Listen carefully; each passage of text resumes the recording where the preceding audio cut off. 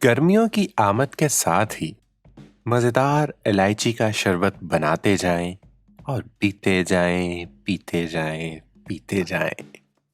अगर आप भी ऐसा ही मज़ेदार किस्म का इलायची का शरबत बनाना चाहते हैं, तो आपको ज़ेब्स किचन का साथ देना होगा।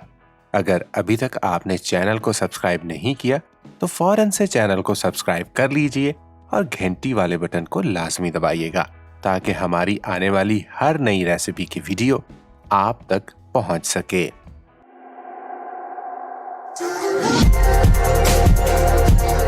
बिस्मिल्लाहिर्रहमानिर्रहीम। ज़ेब्स किचन के एक और एपिसोड में आप सबको खुशामदीद कहते हैं।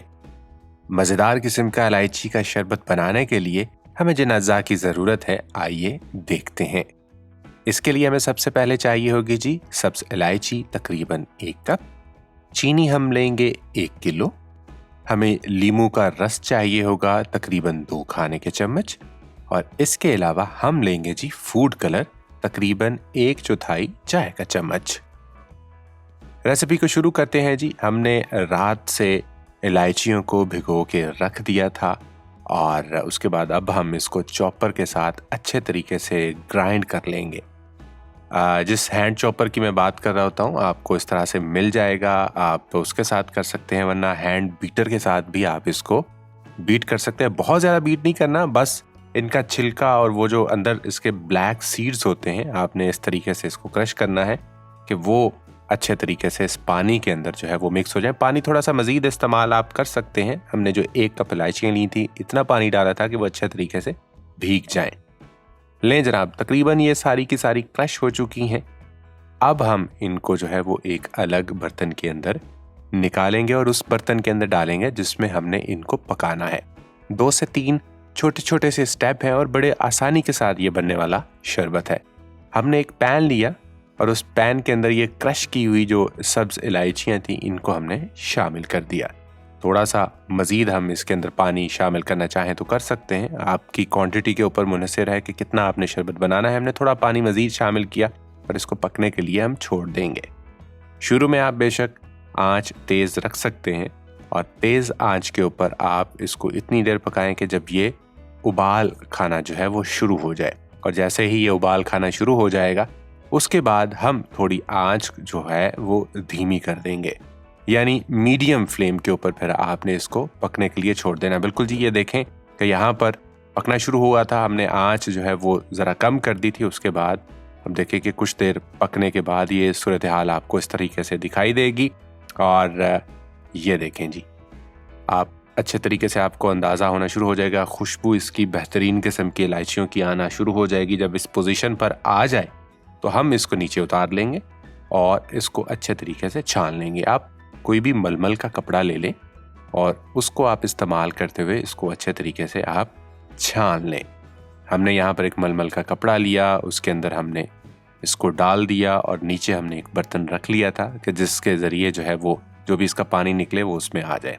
ये देखें, ख्याल रहे कि आपने यहाँ पर अब हाथ के साथ नहीं दबाना, क्योंकि ये काफ़ी गर्म होगा, आपके हाथ को नुकसान पहुँचा सकता है। किसी भी चम्मच वगैरह का इस्तेमाल कर सकते हैं, कोई और चीज़ आपके पास मौजूद है तो इसको थोड़ा थोड़ा दबा कर जो पानी इसके अंदर मौजूद है वो आप निकाल लें, या फिर थोड़ी देर अब इसको रखा रहने दें ताकि पानी अच्छे तरीके से निचड़ जाए।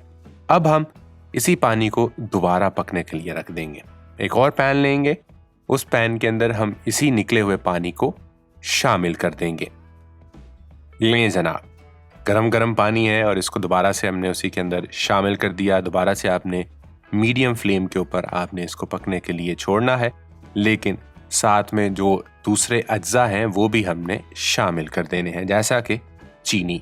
जो चीनी हमने ली थी 1 किलो के करीब, वो चीनी हमने इसके अंदर शामिल कर दी है। चीनी शामिल करने के बाद आपने एक दफ़ा चम्मच हिलाकर इसको अच्छे तरीके से मिक्स कर लेना है। उसके बाद अब हम इसके अंदर शामिल करेंगे जी लेमन जूस।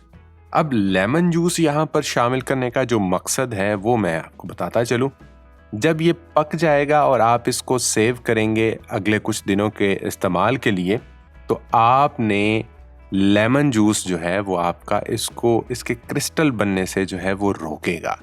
हमने इसके अंदर फूड कलर शामिल किया और उसके बाद लेमन जूस शामिल किया। फूड कलर इसलिए कि इसका कलर जो है वो बिल्कुल सब्ज सब्ज दिख सके और अच्छा लगे। फूड कलर आप बहुत ज़्यादा इस्तेमाल मत कीजिएगा, बस 1/4 चाय का चम्मच आपने फूड कलर इस्तेमाल करना है। और लेमन जूस आपने इसलिए इस्तेमाल करना है ताकि ये ज़्यादा पकने पर जो चीनी है वो दोबारा से क्रिस्टल ना बने। चम्मच आपने इसके अंदर अब हिलाते रहना है। अब थोड़ा सा आपका ये इम्तिहान होगा, चम्मच आपने हिलाने से यहाँ पर बिल्कुल बंद नहीं करना और चम्मच हिलाते हिलाते आपने पकाना है। इतना पकाना है कि ये पानी जो है वो पूरे तरीके से चीनी को अपने अंदर ऑब्जर्व कर ले और साथ में फिर ये क्रिस्टल भी होना शुरू हो जाए। कुछ देर हम इसको पकाएंगे। आप इसका कलर यहाँ पे देख सकते हैं। जब ये इसका पानी क्रिस्टल होना शुरू हो जाएगा तब आप सूरत हाल देखिएगा। ये देखें जी, अब ये पानी शफाफ हो चुका है और इसका अंदाज़ा आपको इसके कलर से भी होना शुरू हो जाएगा। और आप इस तरीके से ये देखें, चम्मच में डालकर आप इसको चेक भी कर सकते हैं। जब इस तरह की सूरत हाल में ये आ जाए, आप इसको जो है वो उतार लें, आप इसको ठंडा कर लें। ठंडा करने के बाद किसी भी बोतल के अंदर आप इसको सेव कर सकते हैं। तकरीबन ये 1 से 2 माह आप इसको इस्तेमाल कर सकते हैं, ये ख़राब नहीं होगा। बस ख्याल ये रखना है कि उस बोतल के अंदर पानी ना जाए या आपने किसी गिलास के अंदर डालकर दोबारा उस बोतल में नहीं उंडेलना, वरना ये सिर्फ 1 दिन के अंदर ख़राब हो जाएगा। उम्मीद करते हैं कि आपको ये इलायची का शरबत पसंद आया होगा। हमें कमेंट करके लाजमी बताया करें कि हमारी रेसिपीज़ आपको कैसी लगती हैं। इंशाल्लाह किसी दूसरी रेसिपी में, किसी दूसरी वीडियो के अंदर आपसे फिर मुलाकात होगी। चैनल को सब्सक्राइब कर लीजिएगा, घंटी वाले बटन को लाजमी दबाना है और मुझे दीजिएगा इजाज़त। अपना रखिएगा ख्याल। टेक केयर, अल्लाह हाफिज़।